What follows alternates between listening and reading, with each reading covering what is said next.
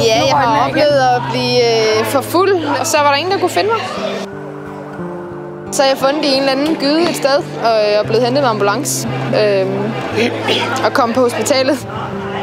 Jamen, havde det været en kold vinternat, så var det ikke sikkert, at jeg havde overlevet af at have ligget ude så længe. Min kropstemperatur var meget, meget lav. Men det tænker jeg ikke mere over end det. Når det forfærdeligt sker,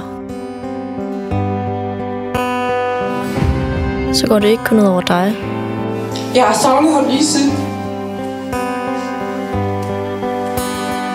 Og jeg græder hver dag. Nogle gange drikker vi hårdt og meget for at blive fuld hurtigt. Det er farligt. Nu ligger jeg ikke vågen for at vente på, at Magnus kommer hjem. Nu er jeg vågen, fordi han ikke kommer hjem. Pas på hinanden. Drik mindre.